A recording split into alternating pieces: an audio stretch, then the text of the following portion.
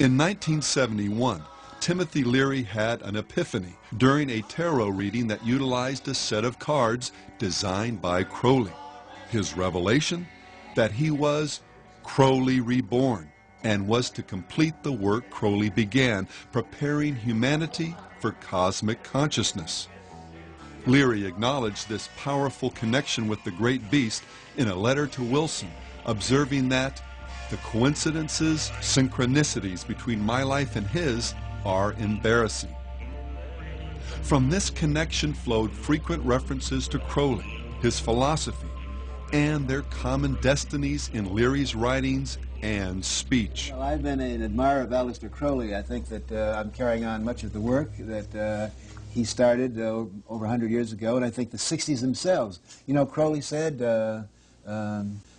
he was in favor of finding your own self and do what thou wilt shall be the whole of the law under love. It was a very powerful statement. I'm sorry he isn't around now to appreciate the glories that he started. The phrase, do what thou wilt, was taken from the Book of the Law, Crowley's most renowned work and one whose composition is worth understanding in the context of our study. While visiting Egypt in 1904, Crowley's first wife, Rose, began going into spontaneous trances, muttering things like, "They are waiting for you," and "He who was waiting was Horus." Intrigued, Crowley and Rose went to visit the Cairo Museum. From a distance, she spied a glass case and exclaimed, there he is." Upon inspection, the case did contain an image of Horus painted on a wooden stele. But what particularly stunned Crowley was its exhibit number, 666, his number, the number of the beast. Convinced now that something supernatural was happening, Crowley went back to his hotel and performed a ritual, summoning this higher power. Over 3 successive days, beginning on April 8th, the book was channeled through Crowley while in a trance. And the content of this revelation? "I am the snake that giveth knowledge," the Spirit said. "To worship me take wine and strange drugs, whereof I will tell my prophet."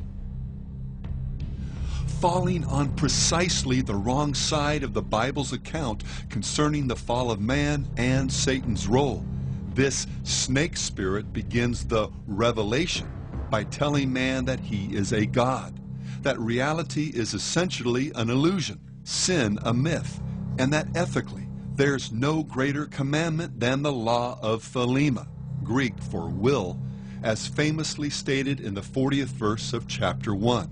Do what thou wilt shall be the whole of the law.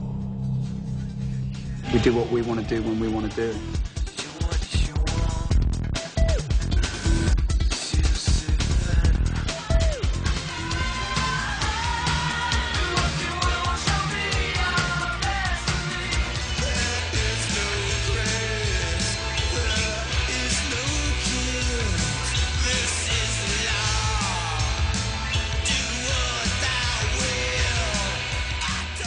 Well, today that same law has been written, spoken, or sung about by more contemporary artists than even Robert Anton Wilson would have imagined.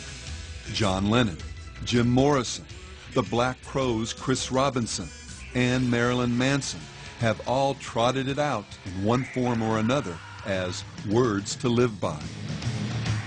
Harry Smith inserted it into the original handbook that came with his renowned Anthology of American Folk Music.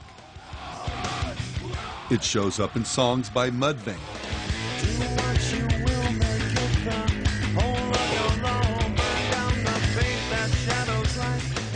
David Bowie, The Only Ones, The Electric Hellfire Club, Alphaville, Throbbing Gristle, Numb, Ancient Ceremony, Eddie and the Hot Rods, Death SS, Theater of Tragedy, Cult Disciples, Therion, Psychic TV, Celtic Frost, Bruce Dickinson, Moonspell, Graham Bond, Sepultura, Edge of Sanity, The Lords of the New Church, and Marilyn Manson, among others.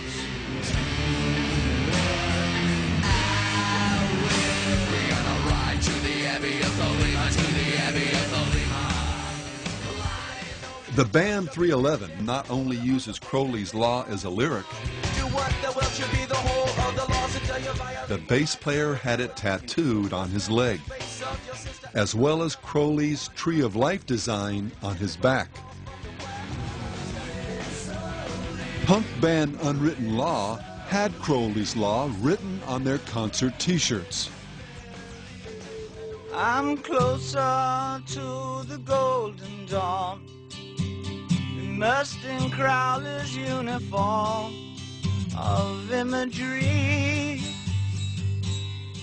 Among rock artists who have studied and embraced aspects of Crowley's magical system, Daryl Hall, Sting, Coil, and Killing Joke, among many others, could relate at some point in their careers to Bowie's comment, "My overriding interest was in Kabbalah and Crowleyism, the whole dark and rather fearsome netherworld of the wrong side of the brain."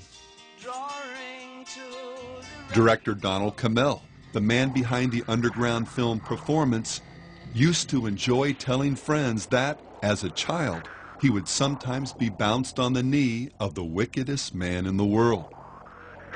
Significantly, the film starred the Stones' Mick Jagger and Anita Pallenberg, herself a devoted occultist, and explored nihilism and insanity through the metaphor of rock and roll. The only performance that makes it, that really makes it, that makes it all the way, is the one that achieves madness, right? Cammell also played the role of Osiris in Lucifer Rising, the film by another Crowley devotee, Kenneth Anger. Anger directed and produced a number of occult films that utilized the talents of rockers Marian Faithfull, Mick Jagger, Jimmy Page, and Bobby Beausoleil, another Crowleyite who was later convicted of murder in relation to the Manson cult. And Led Zeppelin's Jimmy Page's fascination with the great beast is so notorious, it rates its own link on a website dedicated to Crowleyana.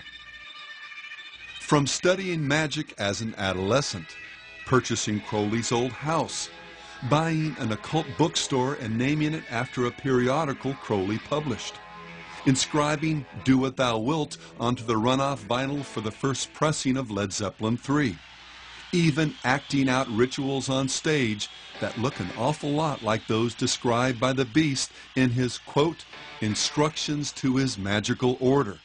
Page meant it when he said, "I've employed his system in my own day-to-day life."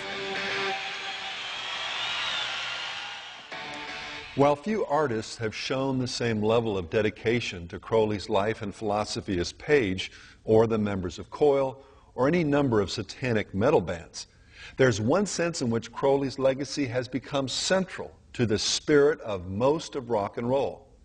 We'll discuss this in more detail in Part 8 of this series, but for now understand that his primary message was simply, find your true will and then do it. Thou hast no right but to do thy will. Do that, and no other shall say nay. Every man and every woman is a star. Which, when you boil it down, really means there is no God but the man. This is not to say literally that there's no God. Satan knows there is, as do all men, if but just deep in their hearts. The crux of Crowley's demonic creed was just that each individual has no higher authority than their own will, that we are free to live life as we please. And this was the lie that the serpent hissed in the garden, and the deception that has become the siren chorus that floats through the world of popular music. Just look into your heart.